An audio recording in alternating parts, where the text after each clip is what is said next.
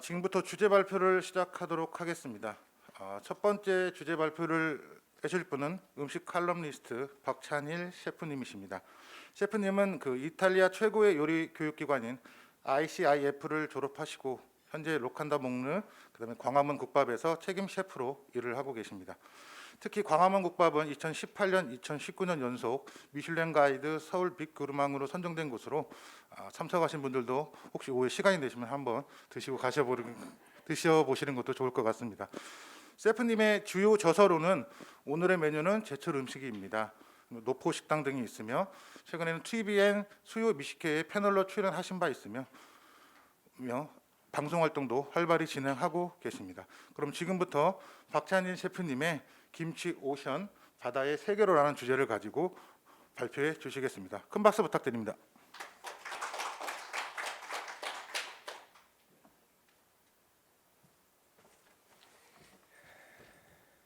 안녕하세요, 박찬일입니다. 한국 사람은 김치는 다 아는 것 같지만 사실 끝없이 알 수 없는 게 김치인 것 같고, 우리 어머니가 김치 담그신 지 70년 하셨는데 할 때마다 자신 없다고 하십니다. 왜냐하면 맨날 달라져요. 그래서 저는 어렸을 때 우리 어머니는 그렇게 오래 김치를 담궜는데 뭐 30년 40년 하실 때도 어떨 땐 맛있고 어떨 땐 맛이 없어요. 별로. 왜 그렇지? 어머니가 솜씨가 없구나 이렇게 생각했어요. 알고 봤더니 여러분들이 너무나 잘 아시는, 그러니까 이거 김치가 굉장히 예민한 것이기 때문에 그렇습니다. 뭐 혐기성에다 호기성에다 공부해 보면 발효라는 게 너무너무 어렵고, 온도에 따른 변화, 그다음에 재료의 선별, 염도, 심지어 배추도 그렇지 않습니까? 지금 댁에서 김장 담그는데 저희도 김장해야 되는데 도대체 이 배추를 어떻게 골라야 될지 매년 자신이 없어요. 그러니까 어머니가 배추를 시장 나가서 잘라보고 이렇게, 요즘은 절임 배추가 들어오니까 더더욱 알 수가 없습니다. 예를 들면 뭐 해남 배추, 괴산 배추, 그다음에 강원도의 각종 고산 고랭지 배추 이렇게 나누고들 하지만, 그게 이제 프랑스에서 와인으로 하면 때루아인데 작물도 때루아가 있죠. 그 괴산 같은 경우 지형을 보면 산간 분지 형태의 비탈면에 형성되는 것도 있고, 또 토질도 또 다 달라요. 그러니까 일조량도 다르고 또 배추의 종자가 또 다 다릅니다. 근데 그런 것에 대해서 우리가 일관적으로 그것을 판별하기 굉장히 어렵죠. 그러니까 김치는 여전히 한국인에게도 신비의 물질 남아 있습니다. 그러니까 외국인들은 오죽하겠습니까? 그래서 외국에 유명한 분들이 오시거나 셰프가 오면, 또 뭐 예를 들면 엘리자베스 여왕 이런 분들이 오셨을 때, 교황이나 오시면 김치를 꼭 드리잖아요. 그분들이 되게 맛있다고 표현하지만 사실은 이해할 수 없는 물질이기도 합니다. 그만큼 김치가 어렵죠.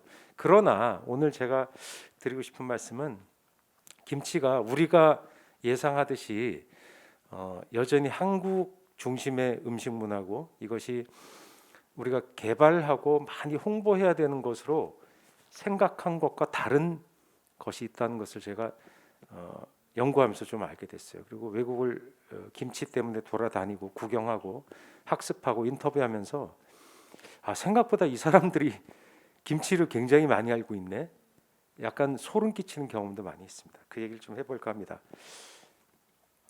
김치 오션이라고 제가 얘기했는데요. 영어 써서 죄송합니다. 근데 저걸 뭐 대양이라고 하기도 그렇고, 김치는 거대한 바다입니다. 바다는 염도가 있죠.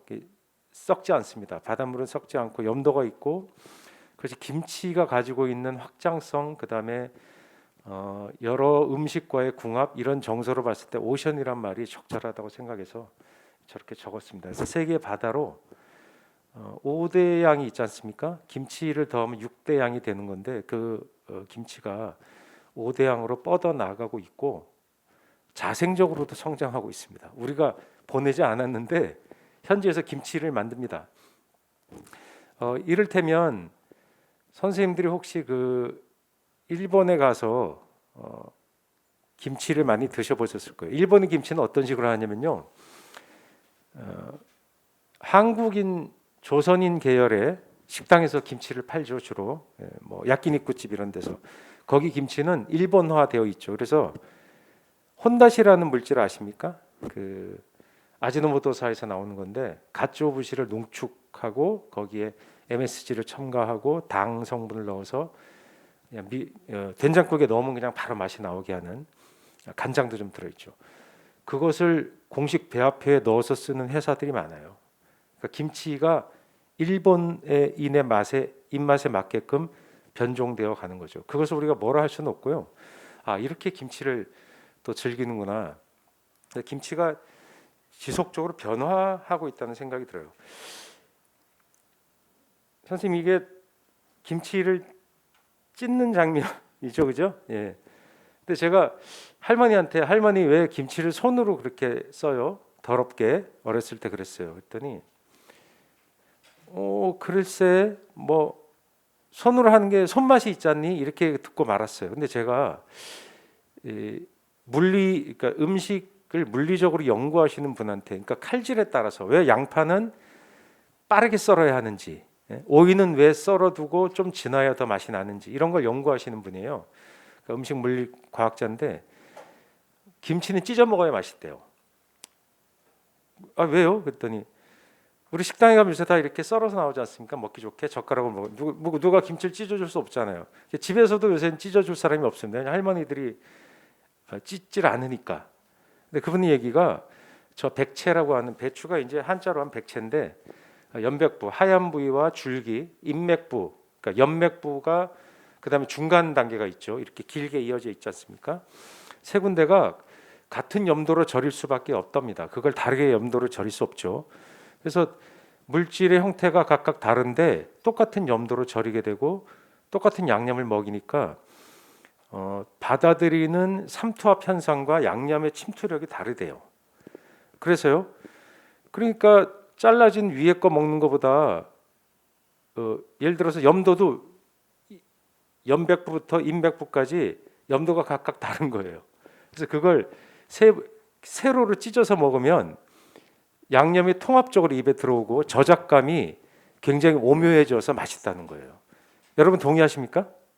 예. 그래서 서양 같으면 우리가 김치를 주는 서비스가 나올지도 몰라요. 왜냐하면 잠시 얘기하겠지만 김치가 이미 뭐 그냥 미슐랭으로 얘기할게요. 미슐랭 스타급 되는 식당들에서 김치가 대량으로 사용되고 있습니다 이미. 그래서 그 사람들이 그 서비스를 그것이 과학적으로 존재하는 게 의미가 있기 때문에 하게 될지도 몰라요. 왜 그렇죠?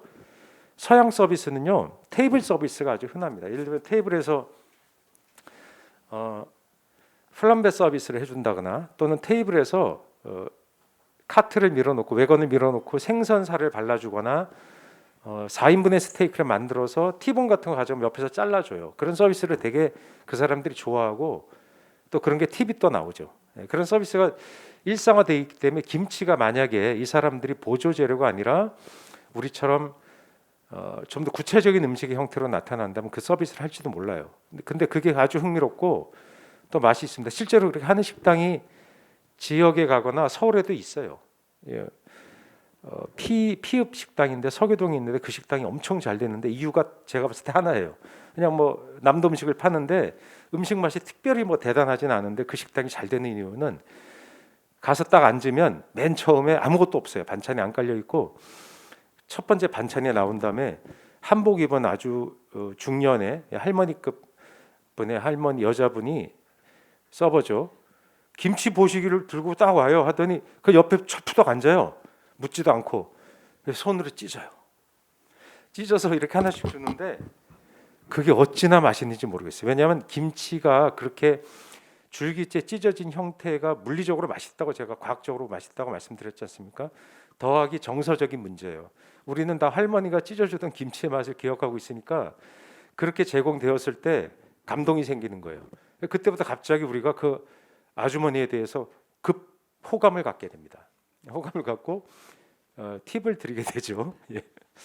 그런 게 김치의 특성이라고 생각해요. 이제 찢어 먹는 김치는 우리가 되살릴 수 없을까 한번 생각해 봅니다. 근데 김치가 발달사에 보면 아주 흥미로운 일들이 되게 많아요. 예를 들면 45년 이후에 이북 분들이 한국으로 피난을 오게 되고 해방 공간이죠. 그다음에 50년도 이후에 52년도 이를테면 휴전 무렵까지도 직전까지도 밀항 또는 안내원을 고용해서 육로로 탈출해 오는 사람들 많았어요. 목숨 걸고 그쪽에 살 수 없는 분들이. 그때의 김치가 이북 김치가 남쪽이 이식이 됩니다. 그분들이 김장을 못 가져왔으니까 담가 먹어야 되는데 그걸 먹어본 도시인들이 먹어보니까 맛있거든요. 그러다가 김치의 혁명사가 생겼는데 저 미원이란 물질이 당시에는 굉장히 고가였죠. 일제 강점기에는 저게 두냥중짜리 하나 요만 성냥감만 해요. 두냥중이면 금으로 이제 금무게가 환산하면 되죠. 한 돈이 3.75g이니까 72g 정도 되겠네요. 73g. 그 정도 요만해요. 그러니까 100g이 안 되는 거 하나에 쌀 한 가마 가격이랑 같았어요. 그러니까 일본에서 수입되는 물질이었고 고가의 물질은 이것이 국산화가 이루어지면서 대상 지금 대상이죠. 미원 그다음에 CJ 그밖에 여러 군소 회사들이 되게 많았습니다. 그 회사들이 저 상품을 어떻게 하면 더 많이 팔 수 있을까 고민하는 와중에 김치에 넣으면 된다 그랬어요. 왜냐? 김치처럼 어떤 물질을 넣었을 때 대량으로 들어가는 게 없어요. 소금 장수는 새우젓 장수, 소금 장수는 김장철에 돈을 봅니다. 미원도 저때 팔아보자. 왜냐? 저 정도 양을 넣어야 돼요. 옛날에 저 정도 서울의 중산층의 가옥인데요. 저기서 김장을 한번 했다 그러면 200포기쯤 합니다. 그럼 미원을 넣었다가 얼마나 넣어야 되겠어요? 저 정도 넣어야 되죠. 근데 저 미원이 뭐 물질이 저는 과학적으로 아무 문제 없는 물질이에요. 저는 저것이 그 폄하되는 것은 옳지 않다고 생각하는데 미원 관계자 계시면 광고 좀 주세요. 예, 농담이고요. 저 물질이 문제가 있는 것은 남용되는 거죠. 그래서 모든 음식 맛이 비슷해지는 게 문제인데 어쨌든 김치에 저게 들어갈 필요가 없어요. 왜냐하면 김치는 스스로 미원 같은 물질을 만들어냅니다. 물론 화학 구조적으로는 다르겠죠. 근데 엄청난 감칠맛을 뿜어내는 젓갈도 있고 스스로 유산발을 통해서 부드러워지죠. 감칠맛이 발생하기 때문에 저것을 굳이 안 넣어도 된다는 걸 사람들이 알게 돼서 지금은 판매되는 김치 외에는 안 넣죠. 제가 시간이 많으면 할 얘기 되게 많은데 이거 한마디는 꼭 하고 싶어요. 제가 식당에서 이제 양식을 주로 이제 하는데요. 직원들이 김치를 못 담그니까 한식당에서도 김치 사 먹어요. 직원들은 되게 사 먹죠. 김치가 되게 맛이 없는 거예요. 그래서 얘들아 김치가 왜 이렇게 맛이 없니? 이게 얼마짜리니 그랬더니 15,000원이래요. 15,000원? 15,000원이면 먹을 만한데 제가 하나로 같은데 장도 보거든요. 거기 보면 한 12,000원에서 2만 원 사이예요. 이거 먹을 만한데 왜 이렇게 맛이 없지? 그래서 그 전표 좀 가져와 봐 그랬더니 진짜 15,000원 써 있더라고요. 근데 제가 충격받은 게 옆에 한 박스라고 써 있어요. 1박스. 그래서 이게 한 박스가 몇 그램이니 그랬더니 10kg래요. 10kg. 그래서 제가 정말이야? 그래서 그 김치 공급상 아저씨한테 전화를 드렸습니다. 사장님, 김치 한 박스가 15,000원짜리가 있어요? 그랬더니 이거 8,000원도 있어요. 한 박스에. 그거 어디 팔려요? 그때 뭐 대중식당에서 사가죠. 그거 어디 건데? 중국산이죠. 아니 그게 되나? 왜냐하면 제가 그 시기에 인터넷 검색을 해봤어요. 절임 배추가 15,000원이에요. 10kg에. 절임 배추가 아무것도 안 넣은 생 배추가 양념이 비쌉니까? 배추가 비쌉니까? 양념이 비싸죠. 근데 어떻게 양념 다 넣은 김치가 그것도 마진 부가세도 내야 됩니다. 김치는 제조된 거니까. 부가세도 내고 이렇게 해서 뭐 수출 수입 마진, 유통 마진 했는데 어떻게 15,000원, 8,000원짜리가 존재할까? 그러니까 김치가 왜 그런가 하면요. 김치를 돈을 받고 팔 수 없기 때문이라고 생각합니다. 왜냐하면 옛날부터 김치는 을에 주는 기본 음식이다 보니까 점점 제조 비용은 상승하는데 거기에 걸맞게 사람들의 구매 심리에서 거기에 동의되지가 않아요. 이게 이제 할머니 손맛의 비밀이라는 옛날의 광고인데 그만큼 저 미원이 MSG 광고를 되게 열심히 했던 시기가 있었어요. 잡지에서 제가 촬영을 해봤습니다. 저희 집에 김치가 저게 파는데 목로는 양식당입니다. 5,000원 받고 팔아요. 뭐 대단한 맛은 아닙니다. 그냥 저희가 담궈요. 백김치인데 어떤 손님들은 항의할 줄 알았더니 다 좋대요. 왜냐하면 김치가 불신 받아왔기 때문에 니네가 돈 받고 파니까 이것은 신뢰할 수 있다고 생각하는 거예요. 되게 속이 상했어요. 서울에서 돈 받고 김치를 돈 받고 파는 데가 몇 군데 없는데 그 중에 한 군데가 중국계 식당입니다. 딘타이펑. 김치 한 접시에 5,500원이에요. 더 속상하지 않습니까? 왜 우리는 김치를 돈 받고 못 파는데 다만 1,000원, 500원이나 받아야 되는데 거긴 5,500원 받고 우린 못 받아요. 김치 돈 받으면 저것도 양식당이니까 사람들이 오케이 하는 거예요. 그런 문화가 누군가 얘기하지 않으면 김치는 발전하기 어려울 거라 생각해요. 저게 일본에서 제가 먹었던 김치인데요. 불고기 식당에 가서 한국인이 조선인이 그러니까 옛날 조선이었던 분들 교포가 하는 식당인데 저게 이제 한 접시에 제가 그러니까 1,500원이에요. 그래서 싸네 하고 거긴 김치 돈 받잖아요. 시켜서 먹었습니다. 그래서 맛있어서 2접시 더 시켰어요. 나갈 때 보니까 45,000원이 적혀있네. 4,500엔. 이게 뭡니까 했더니 제가 숫자를 하나 잘못 봤어요. 김치 한 접시 1,500엔이에요. 그래서 왜 이렇게 비싸요? 보통 하나 500엔 정도 하거든요. 그랬더니 한국에서 재료를 수입해 와서 비싸대요. 한국 것이라는 건 프리미엄이 있습니다. 우리나라에서는 프리미엄이 한국 것이 뭐 대단치는 않죠. 왜냐하면 우리 뭐 한국 게 워낙 난 먹으니까. 한국 재료에 대한 한국 김치에 대한 강점들을 현지에서는 이미 이해하고 있다.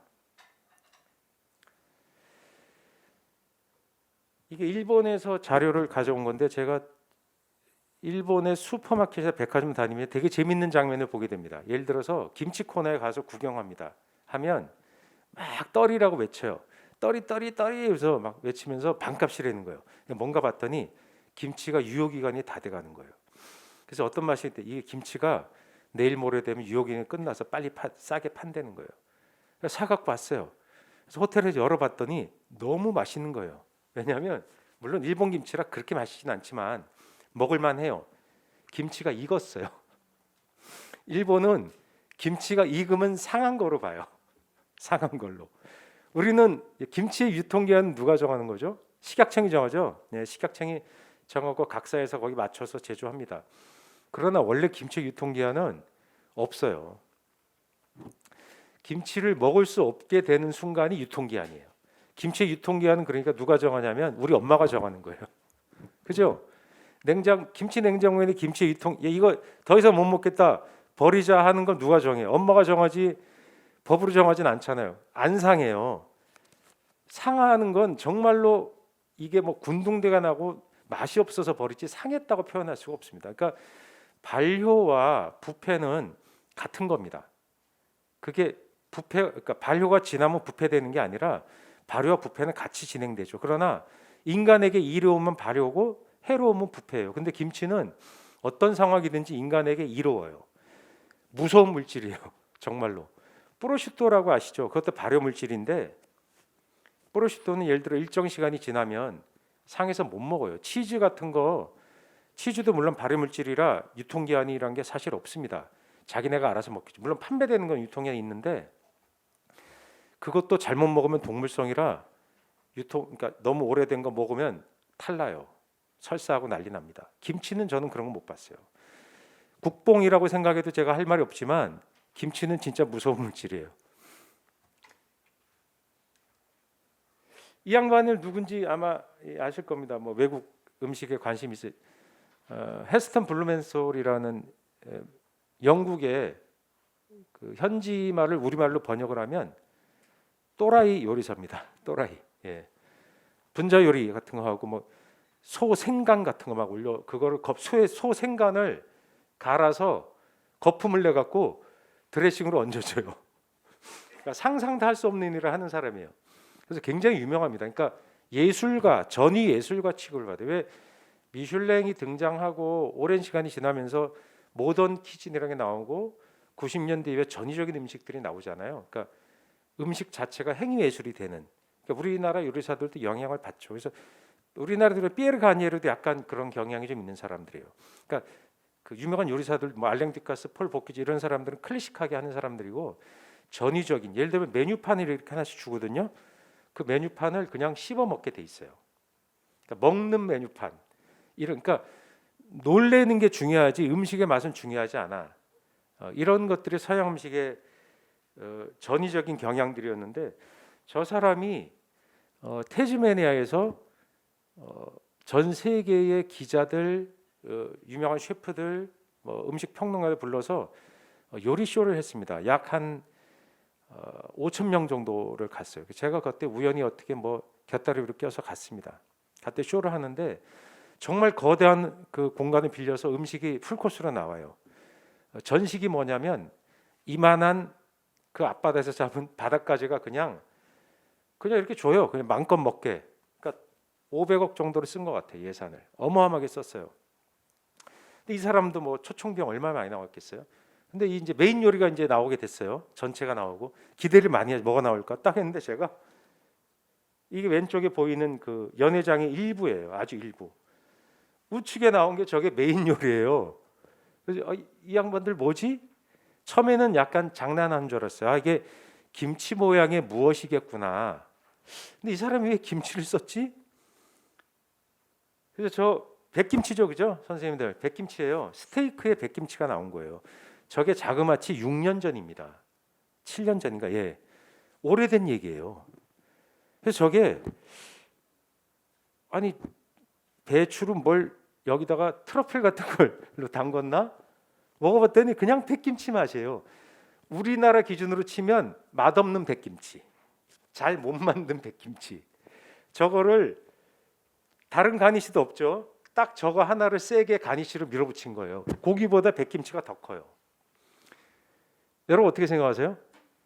김치가 출세했다고 생각하는 거죠? 아니에요. 저 사람들은 저 때 이미 김치의 가치를 어마어마하게 인정하고 있었던 거예요.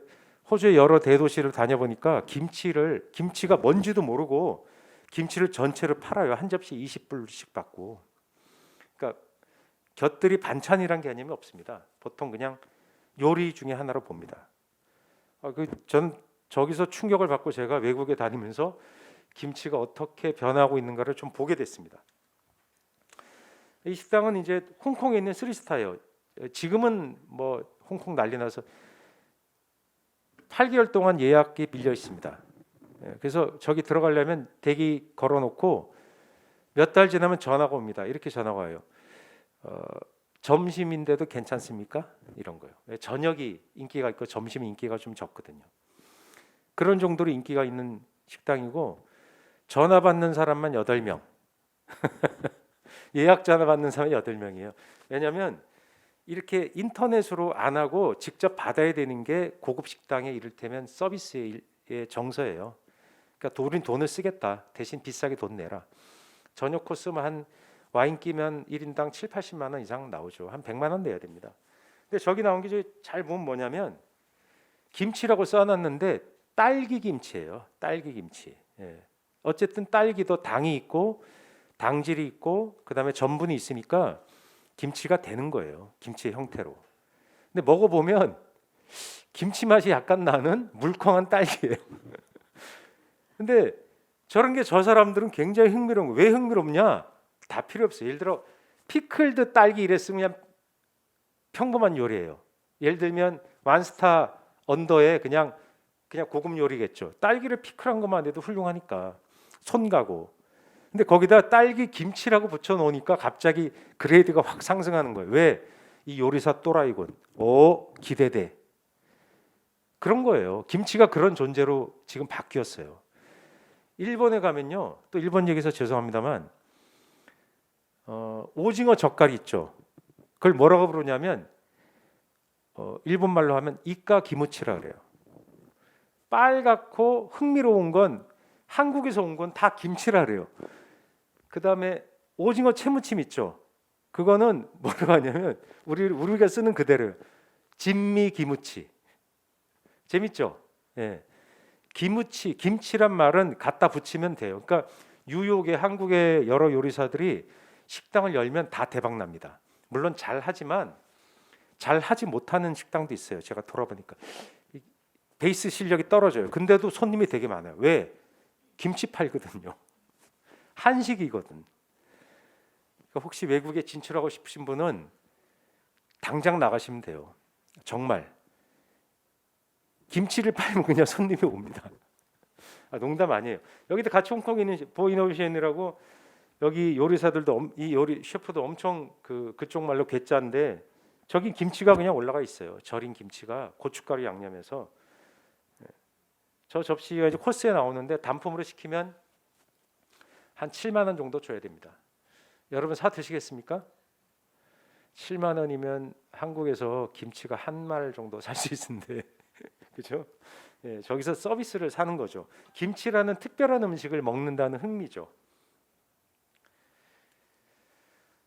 그랬더니 거기 뉴욕에 있는 요리사들이 한국인 요리사가 있었어요. 지금도 있어요. 이렇게 저렇게 코스를 만들어 파는데 좀 쇼킹한 게 없을까? 야, 한국에 김치가 뜨는데 김치를 갖고 뭘 해볼 수 없을까?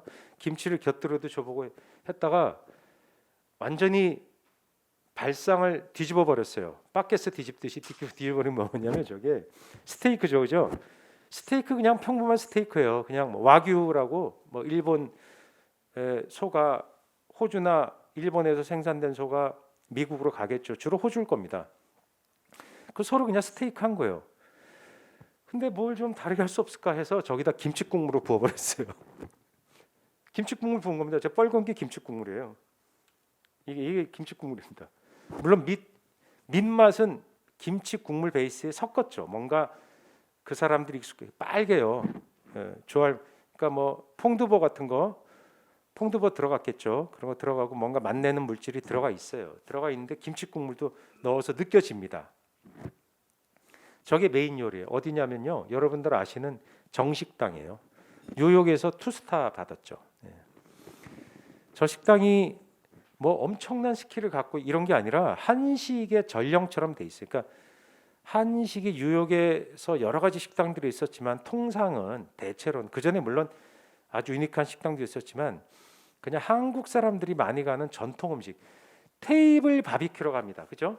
미국에서 전통적으로 한식은 거기서 즉석에서 갈비 구워 먹고 뭐 이런 거 갈비탕 주고 이런 음식으로만 생각했었어요.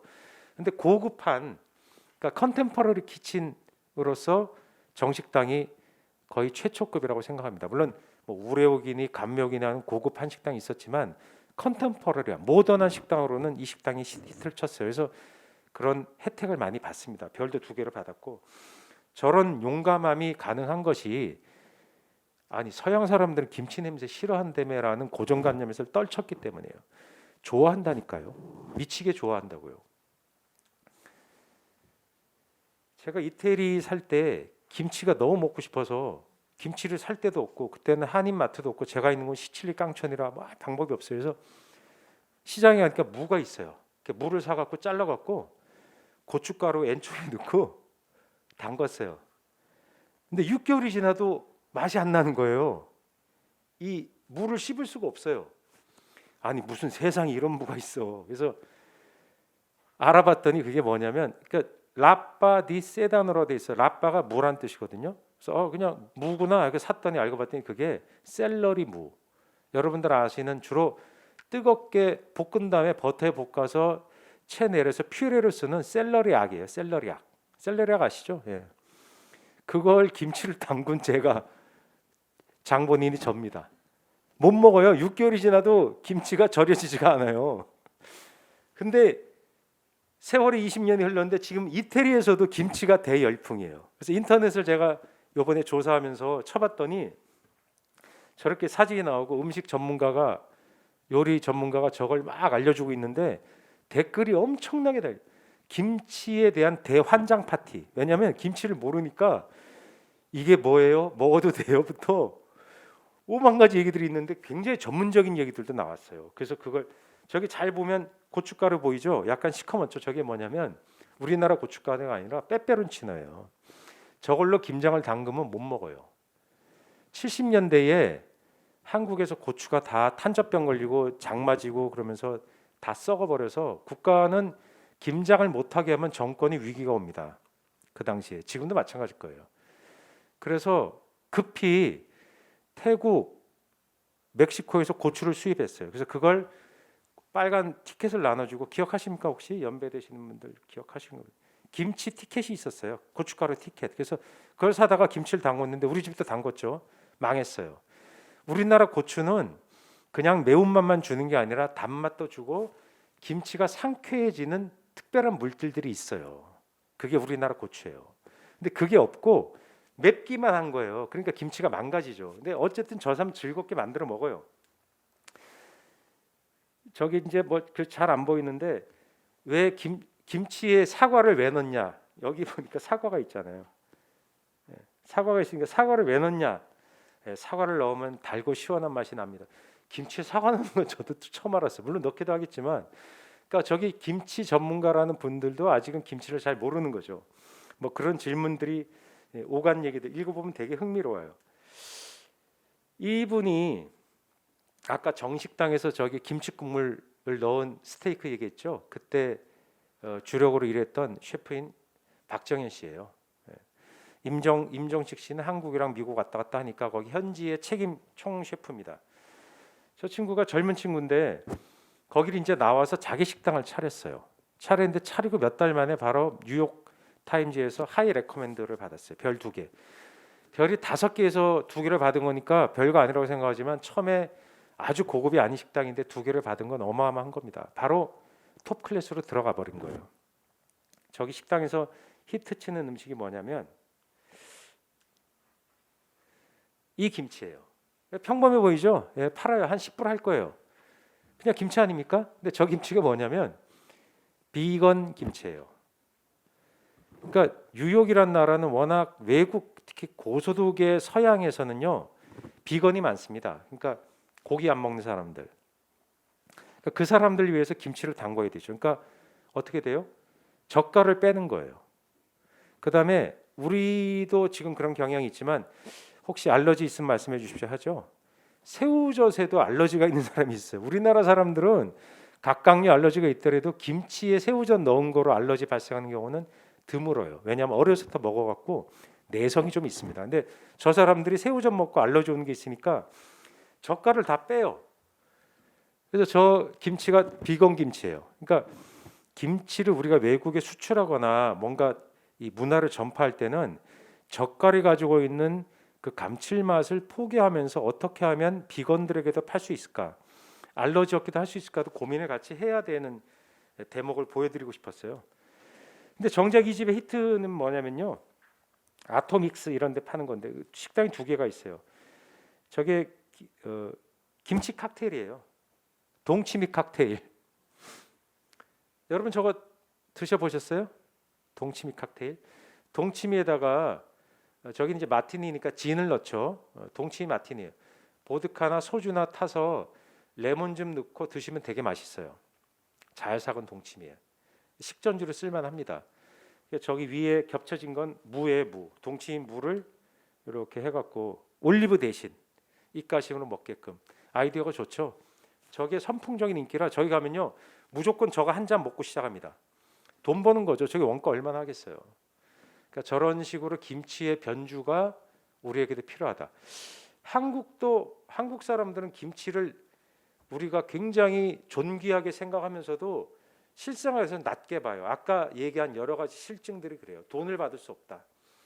결국 우리가 먹는 게 뭐죠? 우리에게 돌아온 업보는 식당 가면 다 무성의하거나 저질제를 쓰거나 중국산을 폄하하는 건 아니지만 우리 한국에서 유통되는 중국산 김치가 그렇다는 뜻입니다. 중국도 고급 김치 만들 수 있어요. 그런 저가의 김치를 먹고 우리가 뭐라 그럽니까? 결국 신경질 내요. 우리한테 업보가 있는데 500원, 1,000원을 낼 수 있을까? 김치에 대해서 그 화두를 여러분한테 던져봅니다. 이 사람은요, 뭐 한국계입니다. 그러나 뭐 한국 사람은 아니죠. 교포죠. 한국계라고 한국인은 아니에요. 한국계 최초의 미슐랭 3스타를 받았어요. 그 유명한 토마스 켈러를 수셰프로 지냈죠. 이 사람은 한국인이라는 정체성을 갖고 있어요. 부모님은 한국말을 잘 쓰고 그리고 한국 음식을 먹고 자랐죠.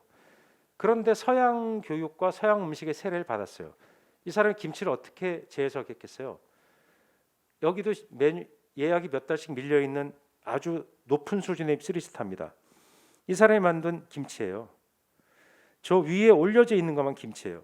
근데 저긴 우리는 김치는 어떻게 하죠? 김치는 통합의 음식입니다. 절이고 거기에 젓갈, 양념 다 넣어서 푹 삭아서 섞여서 그 안에서 발효가 일어나고 맛이 통합되면 그것을 썰어서 먹습니다. 근데 저 김치는 베누에서는 저 김치를 분해했어요. 어떻게? 양념, 페이스트, 그 다음에 모던 키친의 상징인 뭐죠? 그 분자 요리를 결합해 갖고 김치라고 이름 붙여진 안김치. 예.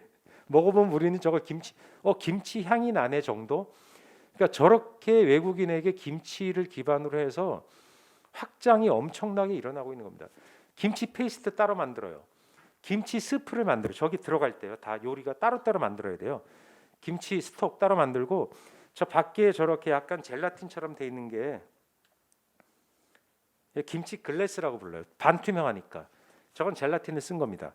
저렇게 해서 김치가 한식당에 가면 이렇게 나오는 것만 아니라 고급 요리로도 전화될 수 있다는 걸 코리리가 보여준 거죠. 저런 김치가 우리가 먹고 맛있다고 느끼지는 않겠죠. 근데 서프라이즈한 거죠. 서프라이즈한 경험을 제공하죠. 이 사람이 누구냐면요. 타임지의 2017년도인가 100대 인물에 뽑힌 사람이에요. 근데 요리사예요. 요리사가 타임지 100대 인물에 뽑혔습니다. 우리나라 대통령이 뽑힌 적이 문재인 대통령이 뽑혔나요? 100대 인물에 뽑힌 사람들이 한국인이 그렇게 별로 없습니다. 근데 요리사로서는 아마 저 사람이 처음이 아닌가 싶어요. 누구냐면 르네 레드제피라고 노마라고 북유럽 요리를 하는 사람이에요. 그러니까 저 사람은 현지에서 나는 재료만 가지고 현지의 음식을 만들며 뭐 아주 극강의 체험을 하게 해주는 그런 요리로 예약이 3년 밀려 있습니다. 3년. 그러니까 그냥 예약을 걸어놓고 잊어먹고 있으면 언젠가는 연락이 오겠죠. 한국에도 왔었어요. 한번 행사 때문에 와서 인터뷰도 하고 그랬는데 저 사람이 발효에 대해서 관심이 많아요. 그래서 원래 뭐라 그랬냐면 제가 여기 적어왔습니다. 영어라 기억을 못해서 At first we had no idea how fermentation worked. 우리는 발효가 어떻게 작동하는지 전혀 몰랐어요. 이게 2015년도 즈음에 이 발언을 했습니다. 무슨 말이냐면 발효라는 걸 몰랐던 거예요. 그런데 이 사람이 세계 최고 요리를 해요. 근데 세계 최고 요리를 하고 있지만 거기서 더 나아갈 방법이 없었어요. 그래서 여러분들 알고 있는 페란 아드리아라고 하는 쇼킹한 요리사가 있습니다. 그 사람은 심지어 디저트를 어떻게 줬냐면 형광색 물질, 형광색이 나는 곤충 있죠. 그걸 갈아갖고 초콜릿 같은데 입혀요. 그래서 먹으라 그래요. 맛있네. 근데 형광 물질이 맨눈엔 안 보여요. 갑자기 식당에 불을 탁 꺼버려요. 그럼 그걸 먹느라고 사람 입술이 전부 형광등이 되죠. 입술만 동동동 떠다니는 거예요. 깜깜한. 사람들이 깔깔깔깔거려 웃어요. 그런 경험을 제공하는 게 페란 아드레였어요. 그 사람한테 사람들이 뭐라 그랬냐면 자 이제 메인 요리를 주세요. 스테이크. 우린 그런 거 없어요. 그 사람 얘기가 맛있는 건 중요하지 않다. 우리는 사람을 놀래게 하는 게 중요하다고 한 사람이에요. 근데 더 이상 놀래게 할 거리가 없어요. 그래서 문 닫았어요. 자기가 명성에 금 갈까 봐 문 닫아버렸어요. 맨날 똑같은 걸 하게 되니까. 레드제피도 마찬가지예요. 타임 100대 인물에 올라간 사람인데 더 이상 새로운 걸 못해요. 북구에서 받은 조개 이끼를 막 채취해요. 채취해서 그거 갖고 요리하고 별짓을 다 했어요. 할 게 없어요. 거기에 관심을 둔 게 바로 자기 조수인 데이빗이라는 친구랑 발효 연구소를 차렸어요. 하나도 몰랐어요. At first we had no idea. 근데 연구를 했다가 결국은 책까지 썼습니다. 저기에 카피가 뭐냐면요. 콤부차부터 김치까지예요. 그러니까 콤부차는 발효된 다시마를 만드는 차예요.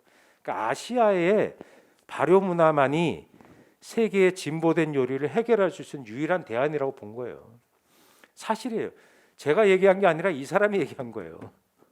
세계 1등, 그러니까 뭐 1등이라는 게 어떤 의미인지 모르지만 제일 인기 있는 요리사가, 제일 탁월한 요리사가 3년 대기된 사람이 김치밖에 없다고 생각해요. 근데 정작 이 책에 보면 야채를 발효시켜 나오는데 김치는 여전히 몰라요. 왜? 미지의 세계. 이 친구한테도 미지의 세계예요. 어렵다는 거예요. 근데 우리는 김치를 쉽게 만들죠. 우리는 김치 유전자가 있으니까.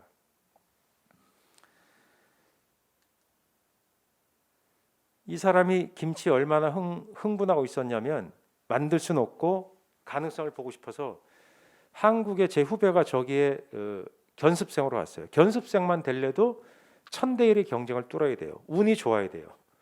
어쨌든 됐어요. 하루에 16시간씩 일해요. 잠자는 시간 빼고 계속 일합니다. 주로 뭘 하냐면 채집하러 나가요. 바다에. 뭐 나무 껍질 무슨 순 이런 거 따라다니고 하루 종일 이 미장 플러스만 합니다. 근데 그 친구 보고 야 당신이 김치 좀 만들어 버려요. 너 한국에서 왔지? 예. 김치 만들어.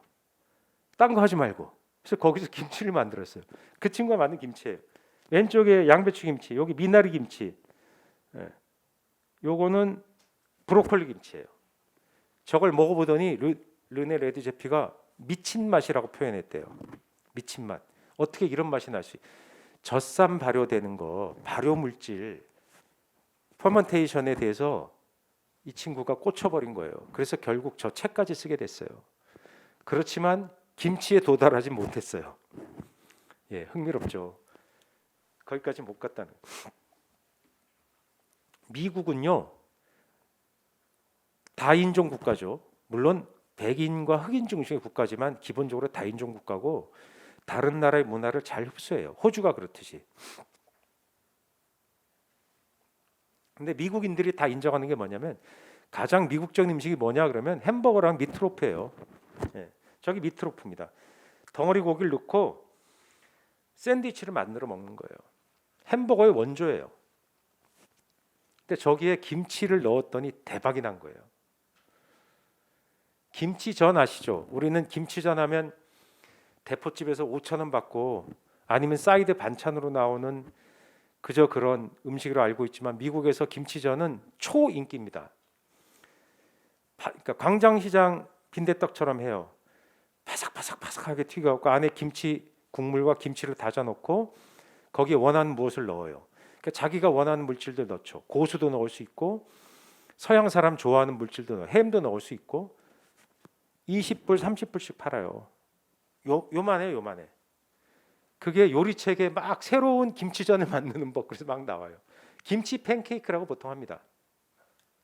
우리가 모르는 새 이 사람들은 진보하는 거죠. 저 김치에다가 사우전 아일랜드 넣은 거예요. 사우전 아일랜드 소스를 뿌렸어요. 김치를 절이고 이런 것들을 만들어 먹어요. 와플 안에요 김치 넣은 거예요. 김치 와플. 저런 거 하면 만들어 먹어보세요. 김치 와플 되게 맛있어요. 김치는 단 것과 잘 어울려요. 그리고 태워졌을 때 굉장한 맛이 나요. 김치를 다져 넣고 김치 국물 넣고 와플 반죽에 너무 달게 하지 말고 살짝 단맛 뺀 다음에 반죽해서 제가 만들어 먹어봤어요. 되게 맛있어요. 어울려요. 버터랑 김치가 어울리지 않습니까? 맛이 없을 수가 없잖아요. 김치 와플 한국에 없어요. 만들면 대박 날 테니까 저한테 로열티 10% 주세요.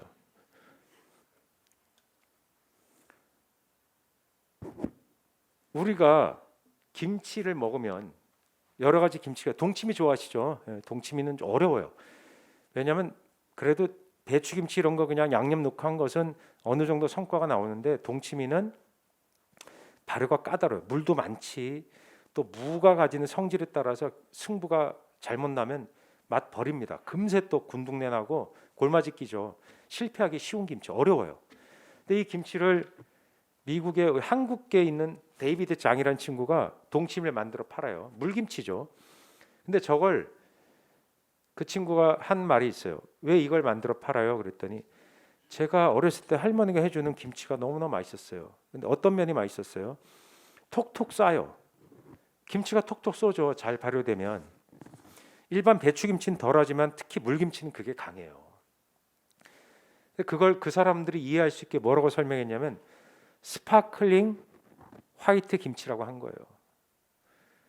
저기 아까 그 아토믹스의 동치미 칵테일 있죠? 그런 거랑 비슷한 거예요. 그러니까 어떻게 명명하느냐.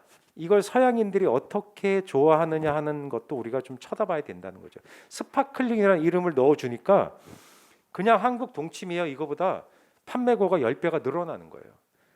관심이 생기는 거예요. 톡톡 어떻게 쏘는데? 이게 인공적으로 넣은 게 아니라 자연적으로 톡톡 쏴. 한국의 백김치는. 그 사람들이 자지러지죠. 그래서 데이비드 장이 미국에서 돈 많이 법니다. 뉴욕에서. 김훈이라는 셰프도 오잖아요. 그 친구는 좀 더 한국적이고 데이비드 장은 정서적으로 일본 뭐 이런 데 막 왔다 갔다 해서 그냥 아시아 요리를 하는데 한국의 흥미로운 요소를 끌어다 쓰는 요리사예요. 이게 김치 팬케이크입니다. 미국에서 제일 유명한 푸드앤와인 뭐 이런 데 잡지에 소개가 돼요. 그냥 뭐 요리 잡지라고 생각하면 별거 아니라고 생각하지만 광고료가 뒷면에 광고하려면 1억씩 내야 되는 엄청 인기 있는 잡지예요. 이런 것들을 김치로, 이게 서양 잡지예요. 한국 잡지 같지 않아요? 서양 유명 잡지에 김치의 변주에 대해서 기록에 대해서 나온 겁니다. 이런 것까지 만들어요. 김치 맛, 저것도 다 김치예요. 옛날엔 피클이란 말 썼지만 피클이라고 하면은 5불, 김치라고 하면 20불을 받아요. 그러니까 자꾸 김치 그럽니다.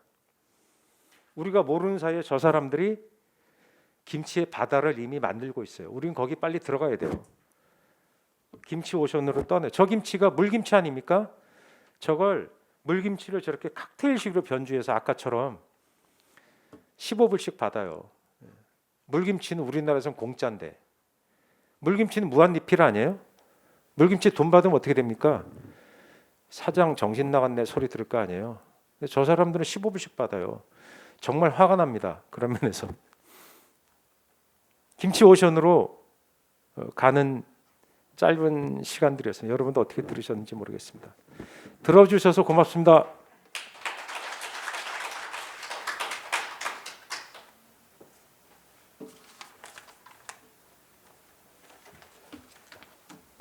셰프님을 통해서 다양한 나라에서 선보여지는 김치의 변화된 모습을 확인할 수 있는 시간이었던 것 같습니다.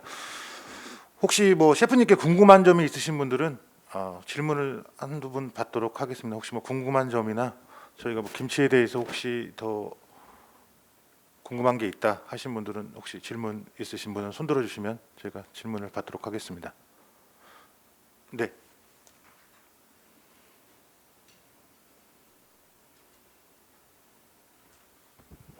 네, 세미나 대단히 잘 들었는데요.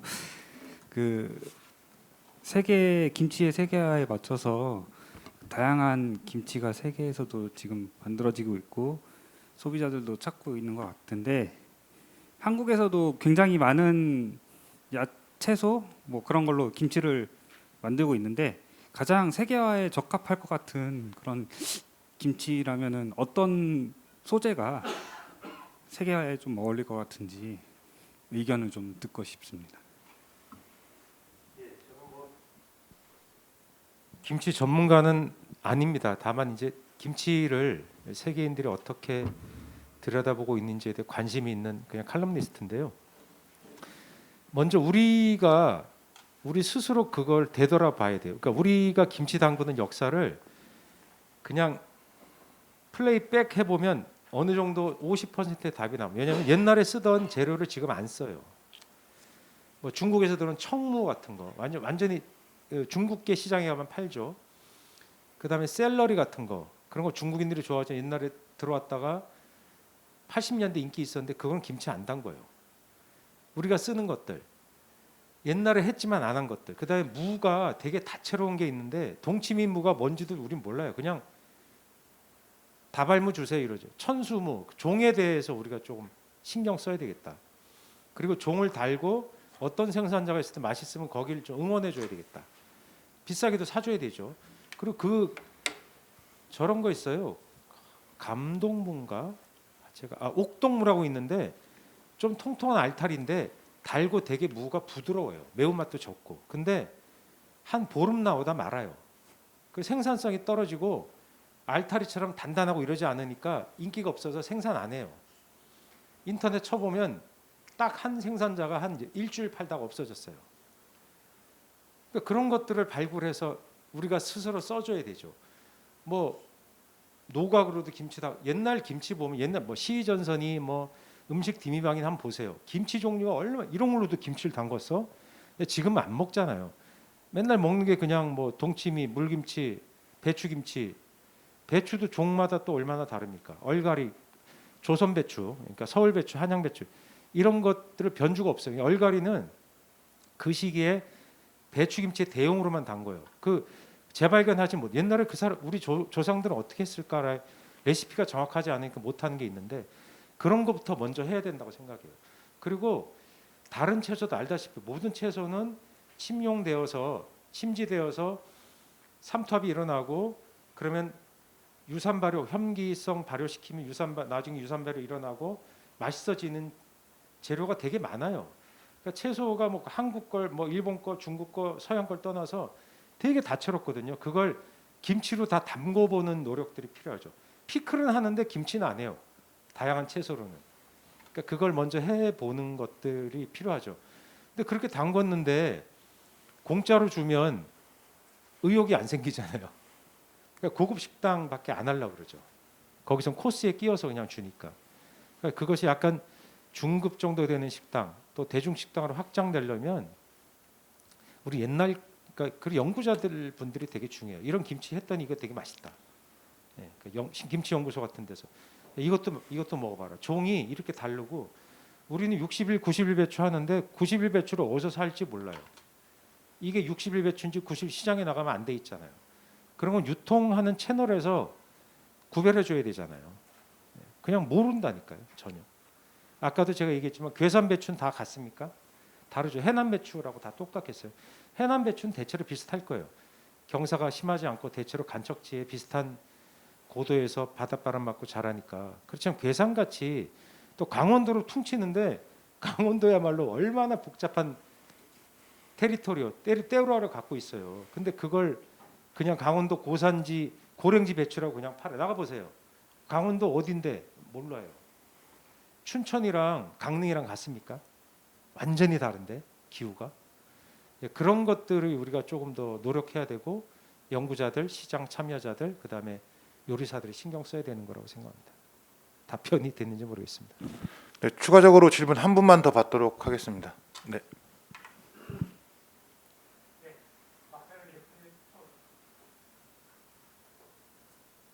예, 박찬일 셰프님 그 발표 고맙게 잘 들었고요. 이 주로 이제 음식점에서 요리로 다 이렇게 나오는 것들 많이 말씀을 해주셨는데 그 중에서 혹시 우리 상품으로 해가지고 슈퍼나 이런 데서 팔 수 있는 그런 것들도 좀 아이디어가 있으면 좀 말씀해 주시면 고맙겠습니다. 예, 저는 그쪽으로는 뭐 제가 전문가가 아니고 이를테면 제조해서 일반 매스로 유통시키는 그런 것은 제가 뭐 사실 경험이 없고요. 할 줄도 모르고. 근데 현장에 이렇게 보면 한국 김치 아마 특정 업체를 여기서 죄송합니다만 CJ가 지금 김치로 돈 엄청 버는 것 같아요. 작은 그 주나 타운 뭐 이런 데도 CJ 김치가 들어갑니다. 그러니까 그 틈에 또 중국 김치랑 그런 김치들도 같이 들어가요. 한국 김치처럼 한글만 써놔요. 뒤에 보면 메이드 인 뭐 차이나 써 있어요. 한국 김치가 이게 제일 좋다는 걸 알기 때문에 그래요. 그리고 기무치가 일본의 기무치가 뭐 한국 뺏어간다 뭐 얘기하는데 그런 거 걱정 안 하셔도 돼요. 그냥 기무치냐 기무치고 김치는 김치인데 해외 시장에서 그걸 구별하진 않지만 기무치 맛은 한국 김치가 가지고 있는 독특한 발효, 그러니까 발효돼서 잘 돼서 익으면 걔네를 미안합니다. 그 친구들은 버린다니까요. 상했다고. 그래서 일본 사람들이 드디어 그걸 알게 됐어요. 상했다고 생각되는 걸 끓이면 엄청 맛있다. 그래서 김치찌개가 일본에서 대박이 납니다. 그러니까 유럽도 그렇고 그 뭐 CJ 등등 그런 업체들의 김치가 되게 잘 팔려요 지금. 그러니까 한국적 맛도 굉장히 중요하고요. 완전히 한국식으로 현지에서 생산하면 돼요. 다 채소 재배가 되니까. 그래서 우리가 갖고 있는 깻잎 김치, 무슨 오이소박 이런 것들을 확장해서 팔 수 있는 세계가 지금 노다지라고 생각해요. 왜냐하면 지금 필 되게 조금만 먹어요. 그래도 그 먹는 사람이 옛날에 비해서 엄청 늘었다는 거지. 실제로 김치를 뭐 많은 사람이 먹고 있지 않아요. 그러니까 시장이 아직은 가능성이 어마어마하게 넓은 블루오션이에요. 그러니까 김치 사업을 혹시 선생님 생각하고 계시면 물론 사업이란 건 정말 어려운 일이지만 필드는 되게 크다고 저는 생각합니다. 왜냐하면 안 팔던 곳에 자꾸 파니까 그리고 판매량이 계속 늘어나니까 상상 이상으로 아마 CJ에서 데이터 있을 거예요. 그거 뭐 그 사람도 포상받고 그랬다는 얘기 저도 들은 적 있어요. 어디에 뭐 그걸 팔았는데 너무 잘 팔려갖고 유럽에도 이태리의 예를 들면 한국 식품점이 있는 도시가 옛날에 3개인가밖에 없었어요. 그러니까 다 해봐야 한 5개? 지금 뭐 수백 개예요. 그래서 근데 더 흥미로운 건 중국계 식품점은 이태리 전역에 수천 개가 퍼져 있거든요. 거기서 다 한국 김치를 팔아요. 그래서 상태가 안 좋아지면 그건 한국인들이 사가겠죠. 예. 유통기한이 없는 거니까. 예. 그 정도 답변 드리겠습니다. 죄송합니다. 네. 추가적으로 질문 있으신 분은 잠시 후에 있는 그 브레이크 타임 때 다시 의견을 나누시면 될 것 같습니다. 셰프님이 말씀하신 대로 여기 앞에 나와 있는 글귀처럼 대한민국 김치 한국을 넘어 세계로 나갈 수 있는 방안을 제시해 주시고 또한 저희 김치연구소에 또 숙제 또한 이렇게 많이 내주신 것 같습니다. 다시 한번 셰프님께 큰 박수 부탁드립니다.